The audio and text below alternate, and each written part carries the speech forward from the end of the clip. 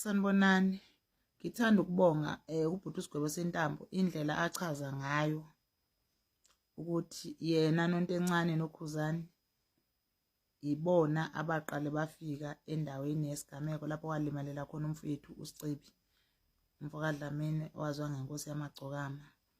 Yini eyenza ukuthi baqale bafike kwalapho ngoba phela sekuthiwa nguKhuzani owaqale wafika wayoKhuzani yena sekukhulunywa nje izinto eziningi. Okunye ngifisa ukusho lento enenza uKhuzani bafethu ibhlungu. uKhuzani unomfazi wakhe, umfazi kaKhuzani naye angiboni ukuthi the way ukhulunywa ngakhona ngendoda yakhe lonto le iyamjabulisa. Yazi inhlonipho kwesinye isikhathi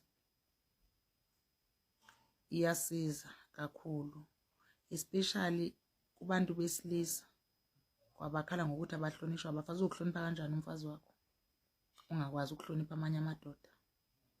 Sho ukuthi umfazi wakho phela mangabe or intombi yakho ingakwazi ukuhlonipha, leyo nto le ifundiswa uwena ukuthi omunye umuntu akahlonishwe. Ukugconana vele into yakhona, kodwa nje the way senenza ngakhona anichofi nina. Angazi ngisho ukuthi uKhuzani nimenzani.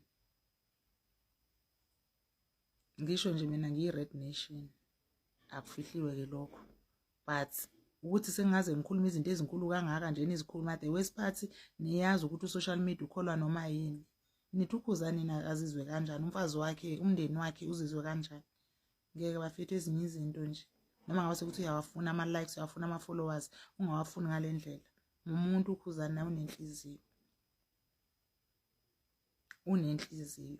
Angisho ukuthi ngithini kodwa nje anehlise bafethu, anehlise. Nikhala ngabafazi abangahloniphi, iy'ntombi ezingahloniphi. Bazonihlonipha kanjani labo bantu labo ningazihloniphi nina kuqala?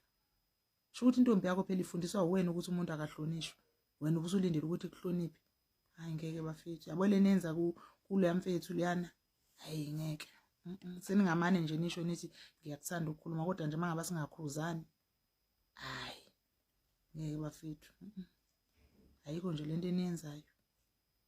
Senize nithi nje waloko ufika yena lapho kunengozi khona. Yizini lezo zinto lezo bekumele ukuthi enze njani mayifonelwa angayi, ayekeleke uSicebi khona lapha yana babathatha izinto zakhe bamthathele yonke into ngoba phela enonguKhuzani akumele angaqala ayofika. Bekumele ukuthi uqale kufike bani. Hayi ngeke bafethu, yiyekeni lento yeni. Yiyekeni, the worst part ngamadoda. Hayi ngeke, yiyekeni bafethu. Ayisekho yinhle nje, imbi, ayichazi, ayichazi nje, imbi lento enenza uKhuzani.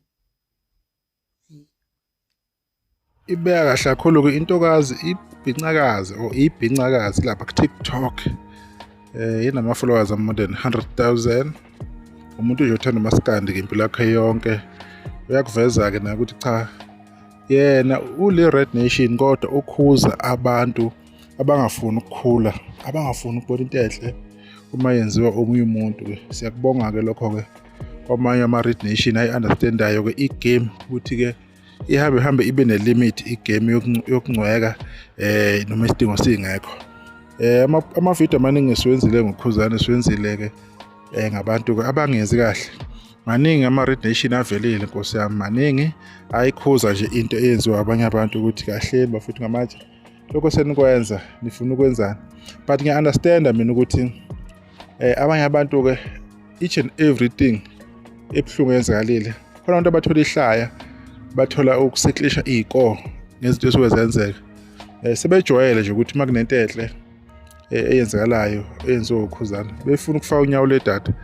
Ngibone nenye indoda endala lapha ku-TikTok okumele ngabe manje inabazukulu manje iphawula ngoKhuzani. Hayibuza le ndoda ukuthi ngoba indala kunoKhuzani yini imlwisana uKhuzani iphumela kangaka.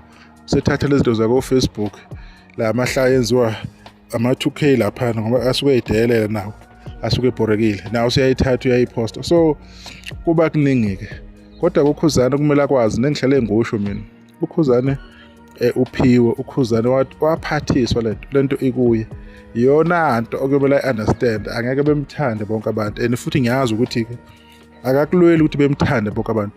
Uya-understand ukuthi lapha ezweni uma ungenzi lutho bagxeka bathi hawu simazi ehlale vele ey'tweni kutheni kulokhu engaveli.